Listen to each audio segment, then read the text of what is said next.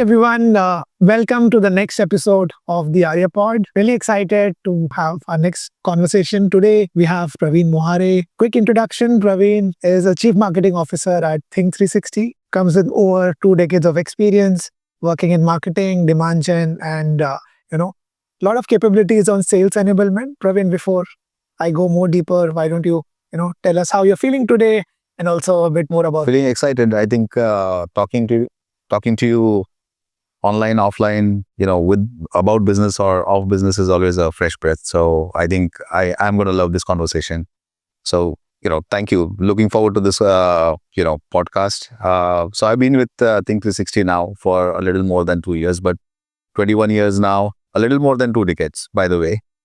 20 years into demand gen, and gradually my profile kind of grew into managing demand gen plus marketing and a little bit of business development now that I work with Think 360. This is a growing company. We started as a bootstrap company. We are a SaaS-based technology company, a part of CAMS now.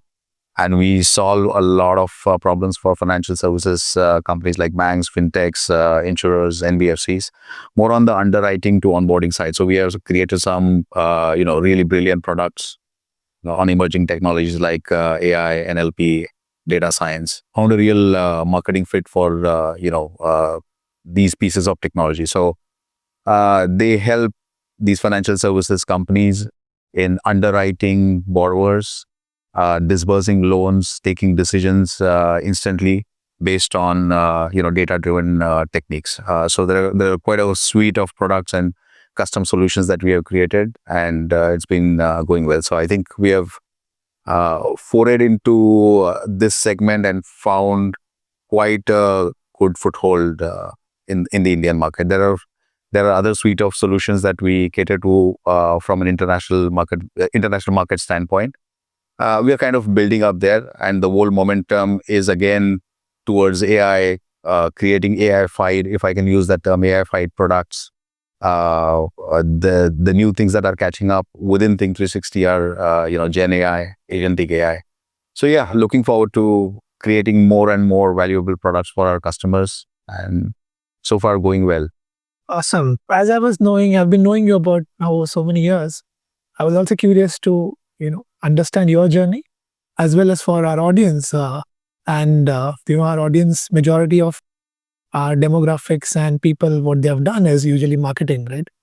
And now, as you said, over 2 decades of experience, just run us through your experience on building teams, marketing, struggles. I see that you have scaled Datamatics previously, then before that, Hexaware and few other brands. So how has this been across these many years? So, okay, let me take you back exactly 23 or 24 years before I, ventured into marketing. I think marketing was an accident for me. I think I was dumb enough to, carve out a path for myself, but then I was always aware about this, blitz in marketing. There were fantasies about, marketing, shiny careers, rewarding careers. I think that was one of the triggers why I ventured into marketing. It did not go the way I had planned. As I said, it was an accident. But then my elder brother did push me towards higher studies and thought probably, marketing was a potential fit for me. Yeah. I was never a finance guy, never a HR or a tech guy, right? So took up marketing as my majors during my MBA. I wanted to look at a job, but through placements, but then didn't happen. Completed my studies. The first job that I ventured into, I felt kind of duped, but then it was an odd sales job.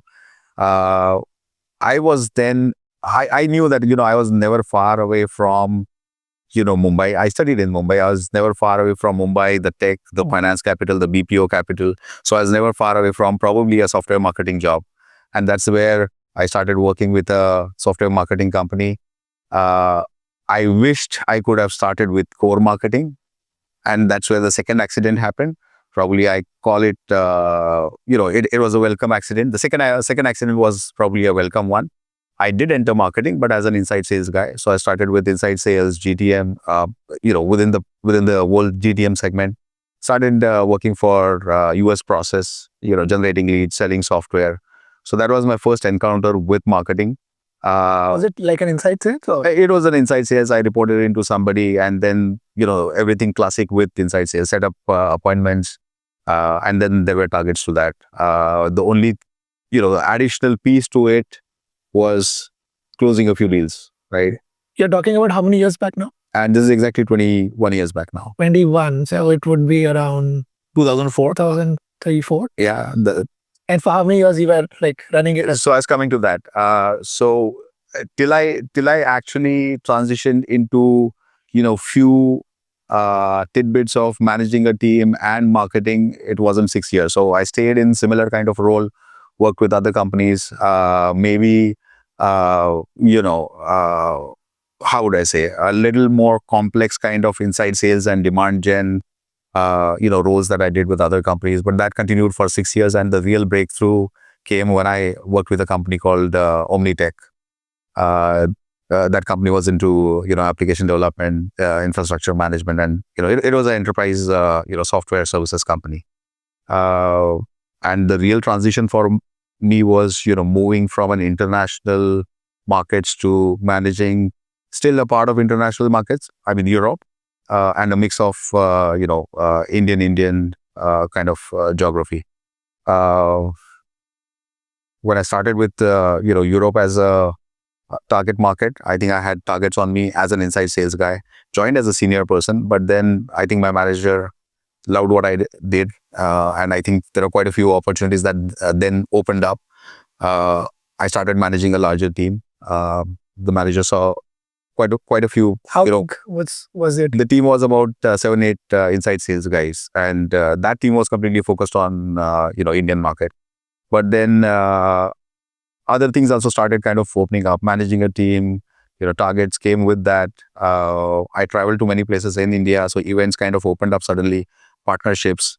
So now from an individual contributor role, there was so many things that I was doing, and I was really enjoying that. So I think that was the pivotal moment that came from, so there are two pivotal things that happen.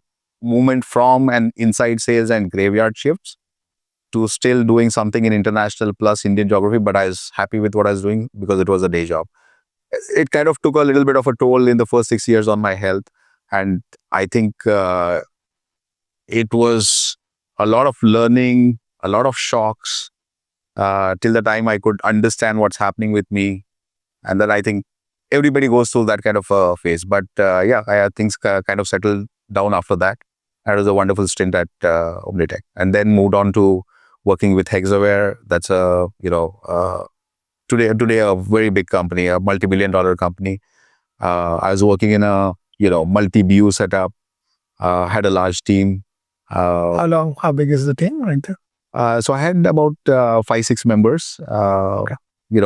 Managing inside sales, plus core marketing, digital content. More US or was it? Absolute, all US, largely US.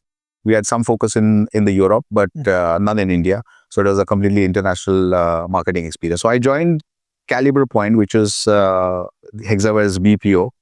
In 2014, I guess, they merged with Hexaware, created a bigger team. So the challenges were also a little bigger. So suddenly from managing BPO marketing, I was also looking at selling BPO within existing, tech clients that came from, Hexaware Tech, right? So I think the challenges were multifold.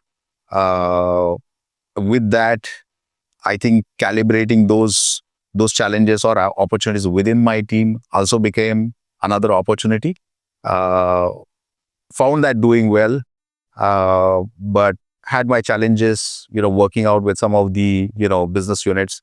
They had their own expectations, and that's the real challenges that, a head of marketing, or probably a lead guy goes through, or a CMO goes through, managing those multiple expectations across views, across stakeholders, whether they are internal, external, even your team members. Yeah. I think that's where the CMO or a marketing guy learns a lot, correct?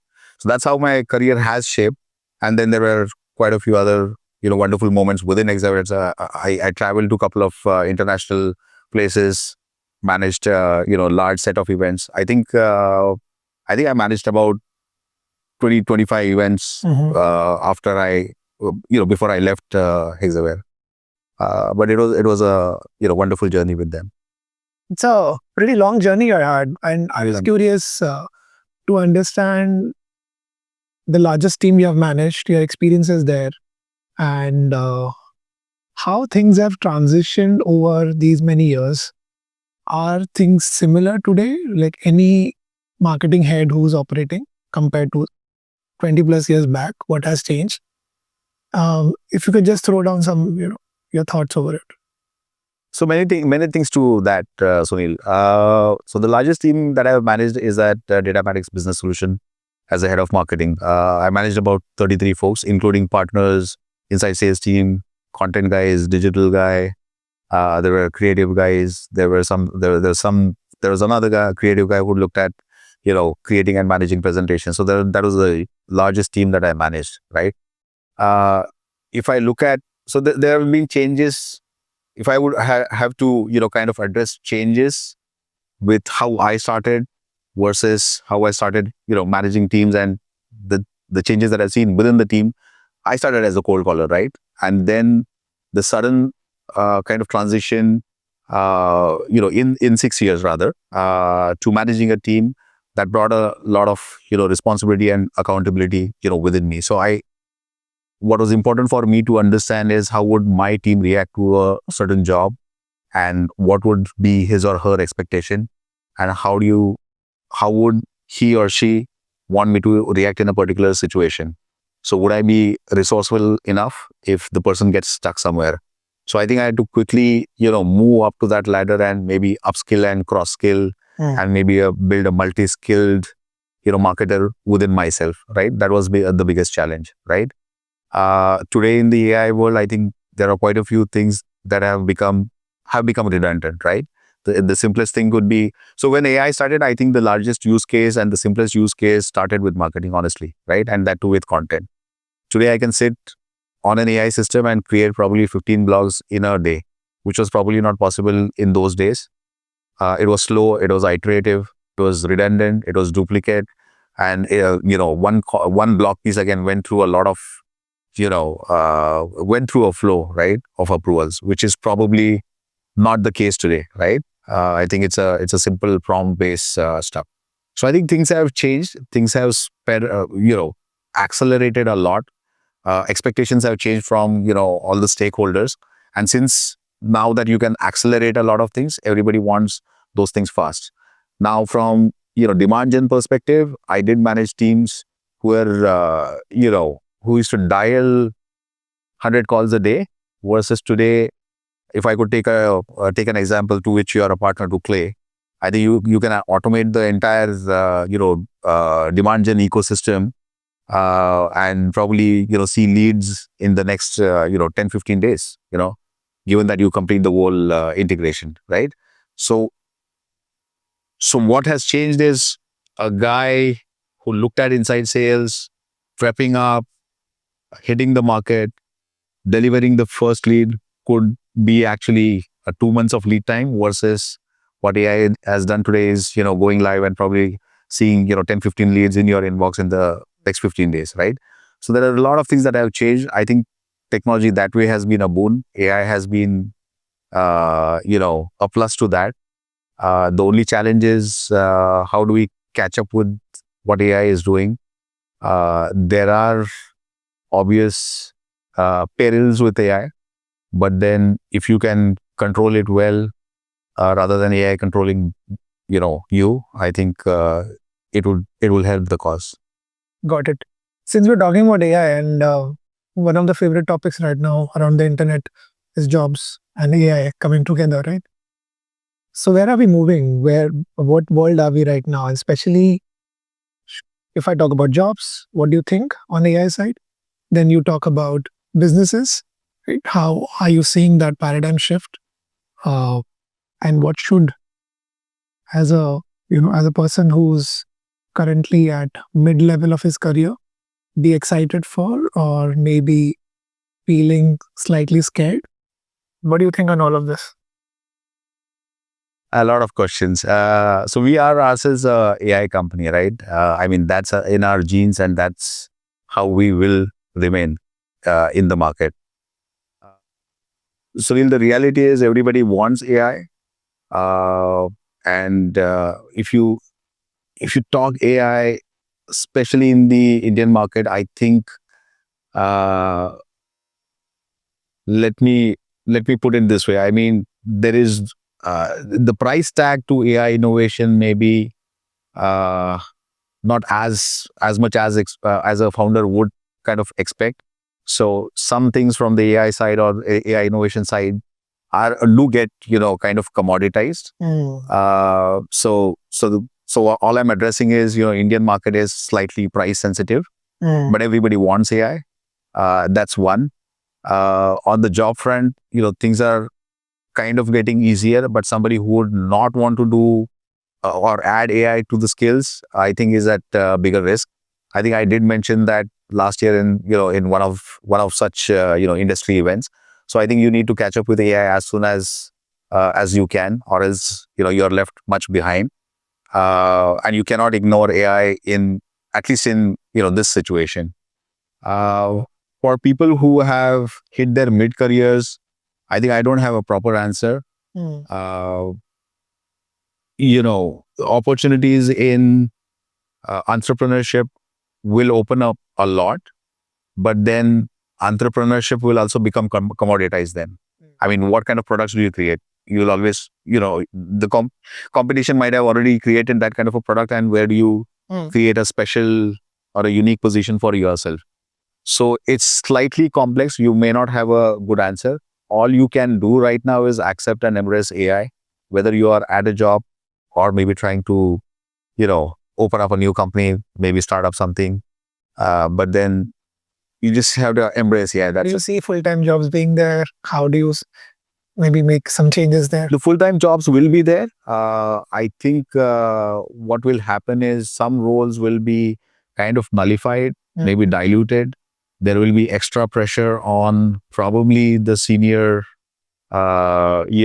senior talent, because they are the cream, right? They're you know what I'm saying, correct?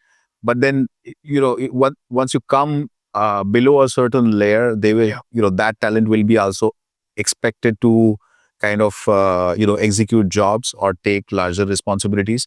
So everything will be a little more specific, could become cohort based. But then I do see larger responsibilities being delegated to a particular person, whether it be, and it could be in any of the towers of marketing, right? Uh, it's the simple reason is that AI is seen as an enabler, and I always look at AI as a companion or a buddy sitting next to me, right?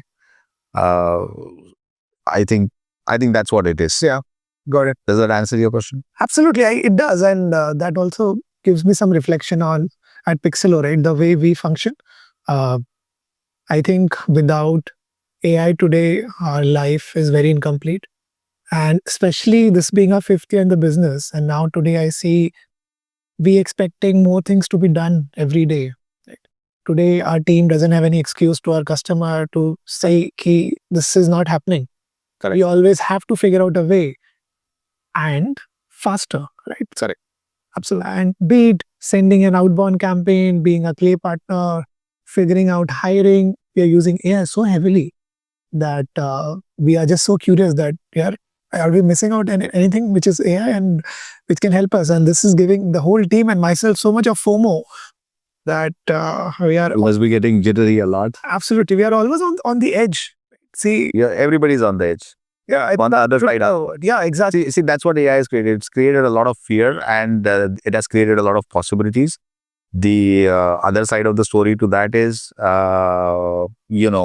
the belief is that AI can do anything and everything, and that's the problem. So pressure is back on you as a provider, or the pressure is back on the entire system, to see what AI can do. But then there is a lot of fear. So how can we get out of this fear, and when can we get out of this fear? I just don't have the right answer. It is just time that it will tell. Absolutely. Now, moving towards around another topic, I was just thinking, and your experience also on inside sales. What are the things today any new joiners, in these kind of roles are thinking? I'm sure you might have also had some challenges, maybe with your managers or their targets. I have seen even marketing teams struggle in terms of meeting their targets, in terms of SQLs, MQLs. What are your thoughts on it? And how do you, what are the things you want to tell to a person who comes with a limited experience to stay motivated? I see a lot of people calling and we are meeting the RA at the end over weeks and weeks. So, should they be ready to find a new job or should they keep going? And how do they be motivated in today's scenario? I've seen quite a lot.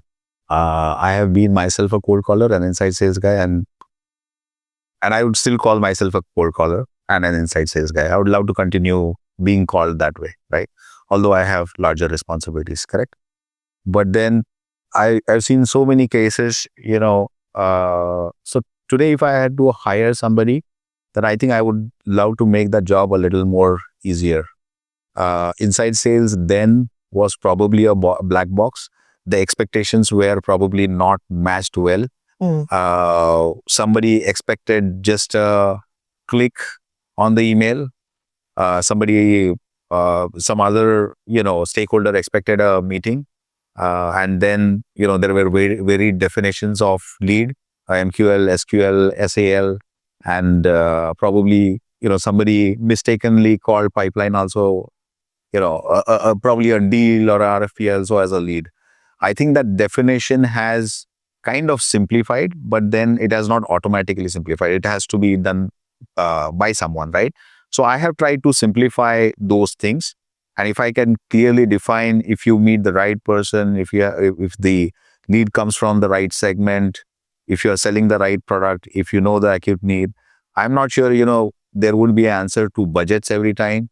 But then even if there is an acute need and if you can set a timeline, I think that should be a lead enough. And then there are multiple other definitions that everybody can follow. So that's what I have told to my current teams. This is my clear definition of a lead. If you can do this, this is qualified enough. And then there are multiple other challenges within an enterprise segment, right? Selling to enterprise customers is not so easy, right? If these elements match, if I was a stakeholder, if these elements match to what I define, then I think the job is done, right? And what about thinking to get fired if I'm not meeting my numbers? Well, the person will get fired, but then, and that's the reality, right? I mean, I have tried to create performance marketing teams because the pressure first was on me, correct? I think I have taken the lead to create that performance marketing momentum. But it could be a product challenge, it could be a messaging challenge, it could be maybe the branding also. But at the end, everything boils down to everything boils down to even consistency also, right, Sunil? I think, and that's why, in those old days, there were 100 calls and probably 100 calls may not be relevant to me today, but then contextual selling is, right? And that's where the efforts go, understanding the market. So I always look at addressing market from 3 or 4 perspectives or 3 or 4 important elements. If I sit in the center, there are external stakeholders, there could be even the regulators, there could be internal stakeholders, you guys, and then there is your product, correct? And you're sitting right in the center. Have you looked at all these 4 things? And maybe there are more, right? And then there may be channels also, right? What you need to activate and what you don't need to activate. Have you looked at these things? Till the day who's your buyer, what's your product, is the market being regulated by somebody? And then there may be macroeconomic factors, and then there may be some pressure from the channels, right? If you haven't understood these 5-6 elements, I think you may not be doing the right job. And I'm not saying you will be perfect at everything, but then the least minimum that you need to do is, who's the buyer, the channels, and what is that you are selling? Do you know at least these 3 things? That's the most important. just a follow up on this. So, if I look at a great talent, what are the attributes that person should be coming up with? And how are you looking at to hire when you're talking to these people? So, what characteristics are you looking at? Is it more marketing led, skill led, maybe wellness led? What do you think? I think I'll look at the will today. Okay. So every conversation that I have done in the last 15 years, I'm not sure I have looked at somebody's degrees. So degrees matter, but then your degree of obedience, your degree. How do you find out that, like, degree of obedience? Yeah, I mean, I'm not saying just degree of obedience, but then a degree of fire within you, the degree of taking accountability, ownership. I think those. And specifically today, manager who's trying to, who's doing it for the first time. Correct. What are the skills when you're hiring yourself to find out? Okay, does this person have? So if I was hiring a fresher, I think the simple triggers would be: is the guy or the girl asking me the right kind of questions? If there is an interest, if there is an interest in our product, what we sell, and it may not matter if the person comes from a marketing or a similar background or not, but then does he want to take that kind of a job? Correct. That's very, very important for me, because the way I have tried to create teams for the past 10 years is full with ownership. Because there are so many opportunities within the team a person can take up, which I tell my folks even today. There are so many opportunities within the team. I think you need to grow, rise, take those up, and let me move to take the next challenges. So those things are always there, right? But there has been a significant transition from how talent was earlier, the way people hired them. Today, I think if I had to hire somebody, then I would look at rounded talent, but then the fire in the belly is going to be very, very important. I have, in the last 1 year that I've hired people, I have not looked at somebody who's done an MBA from XYZ Institute or a top college or whatever it is. I have looked at the experience, the problems that the person has solved. And even before, I mean, you do that as a due diligence, but then once you meet the person, I would not ask that person, have you really delivered this? But then I'll rather ask a question, how much are you interested in selling this particular product? Would you be ready to take up this challenge?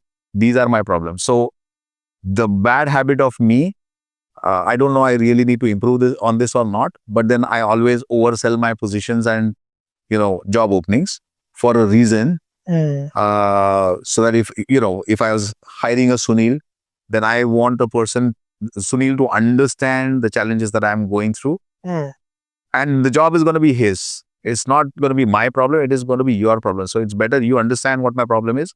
Yeah. It's all going to be your accountability. So I always try to oversell. I'm not sure if I'm doing a bad job or a good job there, but I do that consistently. Got it. I want to make sure that the person understands the job very well. Very well. And my experience has been pretty similar.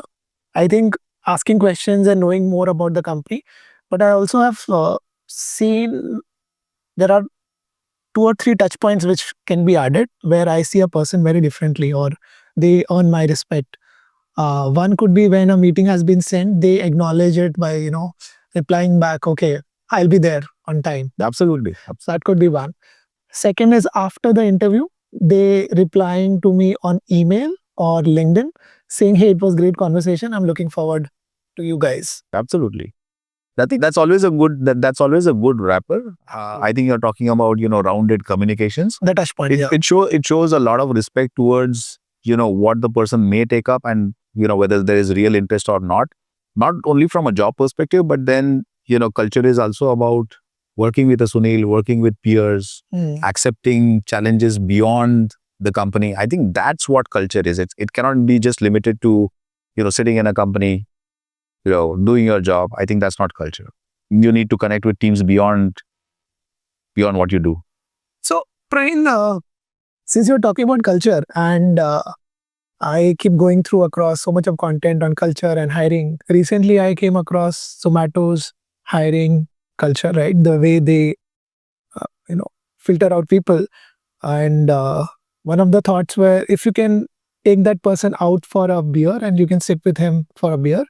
He seems to be a good culture fit, and you can vibe well. And yeah, so what do you think, and how are you building your culture at current organization at Think 360 also across building teams? What are your thoughts on all of this? Is this pre-hiring or post-hiring? I think maybe just to So if it is pre-hiring, if the candidate pays for my beer, I'm absolutely okay. Done. But I have not always believed in that kind of a culture. If it kind of breaks ice and helps both the parties, mutually agree onto something, and they find a fit within themselves, I'm absolutely okay. But then I have not always been a proponent of that kind of a culture. I think the real cultural fit comes from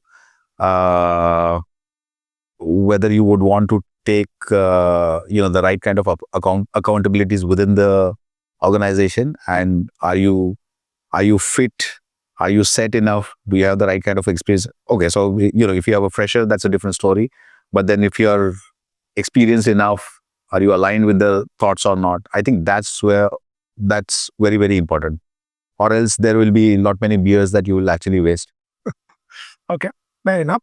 And so we are pretty much on the last bit of our podcast, and especially for our users, where what is the message you want to share with them from their growth perspective, right? In marketing, maybe sales, in the GTM category, how do they themselves see as a CMO, maybe in a 10 years time, if that's possible? What do you have to say? I think I would try to be a little humble, down to the ground. I think I've been stupid enough. I wanted to play a little dumb. I try to play dumb even today. I will go to the most junior person in the company, and even in the past, I've done that. And with a simple perspective, I want to know what you guys are doing. It's very simple. I think that becomes a pitch for me. And this is exactly what I apply even to pitch to the next CXO. I do that, correct? So is it simplicity? It is simplicity. Okay. But that simplicity has to apply or convert into something. So if I had to talk to multiple stakeholders in an enterprise, I need to know what could sell from a tech perspective, what could sell from a business perspective, what could sell from any other perspective, right? Even if there's probably a legal complication, I would want to connect from that standpoint, or what will help us, cross a particular line. So I'll talk to all these counterparts within my company, understand their perspective, and that becomes my pitch. And I do that, whether it is, and as I said, I'm a cold caller even today. I do inside sales, even today in my career. If I had to write an email or maybe a LinkedIn invite, this is exactly what I put.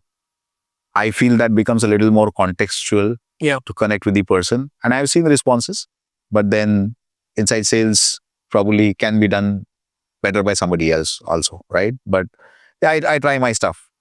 I keep experimenting, and that's more important. So I think if I had a message for the youth today, is to stay humble, stay hungry, be a little stupid, be a little dumb, and once you learn something, I think it is also important to unlearn. Okay. It's very, very important. I don't keep that to yourself. I think I did that kind of a mistake earlier in my career. I thought all the knowledge and all the information that I had, if I keep it to myself, I think it would do wonders for me. Maybe it did. I did not monitor that, but then I soon realized I think I need to unlearn a few things, because then that's how you multiply leadership. If you had to create, let's assume, if you had to create multiple Sunils or multiple Pravins, then I think you need to pass that information to somebody else. So I think that's very, very important. And I tell my folks, I say that to my current teams also, and I've done that in the past, and it's very, very important. So I keep telling this, by the way, like when you think you have achieved, or you are at a stage where you have learned something, giving it back makes you more happy. Correct. Right? So, and that is very incredible feeling across. So even if you're not happy, I think you should do that selflessly. Absolutely. Because it will help them grow. Yeah. And I think there have been cases in my team where people have picked up that kind of a role. Correct. And there are quite a few folks who are doing much better than me. And I'm very, very, very happy with that. Very, very happy. I do connect with them sometimes, and and I'm very thankful that I worked with that kind of a talent. And I should thank my mentors and them, all those who reported into me. So I worked with them. Nobody has worked under me. Any favorite mentor you want to? Well, my current boss is my mentor, but then I worked with Harsha also. Harsha Pai, who was the CEO at Datamatics. I think he was a great chap. In my yesteryears, I loved working with Subbu at Datamatics.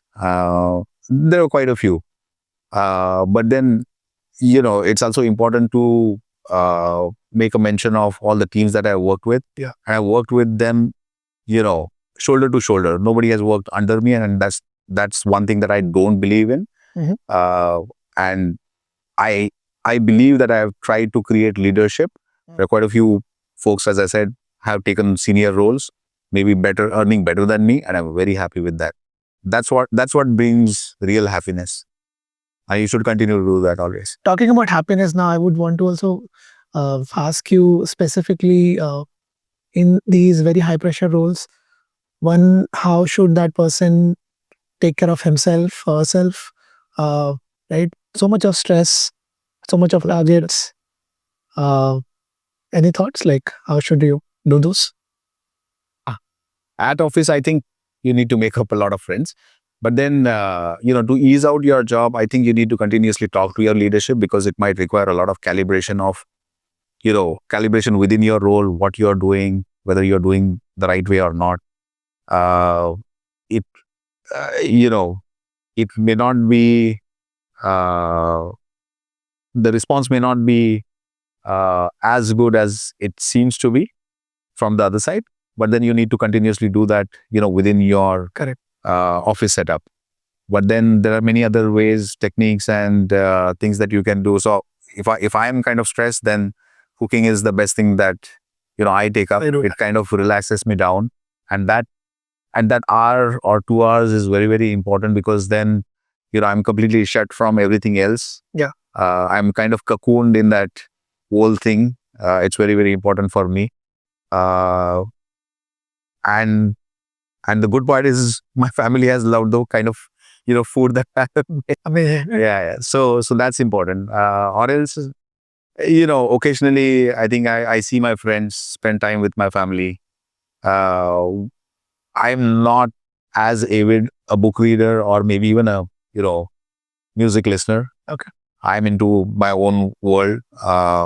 The most time that I spend is thinking about business and my work. And sometimes it becomes very difficult for me to kind of wind down. But The mind is always on. the mind is always on, always on. But very recently, I've started, working out. I think after quite a few shocks in the last 2 years, it was very, very important for me to focus on health. Got it. So I've started gymming, and I think that's a fresh breath. So I go to gyms in the morning, and everything is kind of sorted out. Amazing, and great to hear that. And I see that few of the things what you mentioned have to be part of everyone's daily life today, and otherwise you're missing out. You never know what happens tomorrow. Correct? Absolutely correct. Great. I think we are pretty much at the end of our show, and it was very eventful conversation, Pravin, and keep inspiring us in terms of what you are doing. Also, there are a lot of youngsters who see and inspire to become the next CMO, and I hope they can get a lot of value from our discussion. Yeah. Again, very grateful to you, Pravin, for coming down, and thank you so much. Happy to come again. Thank you. Thank you. Thank you for watching the podcast till the end. If you like the session, or if you have any feedback, be it critical, positive, do drop a comment in the comment section for us. It really helps us to improve the quality, and we know that what is the content you would really love. Also, do share the content with any of your loved ones. They could, scale up their career, do wonders with a very small insight too. So looking forward to it, and stay tuned for our next session. Thank you.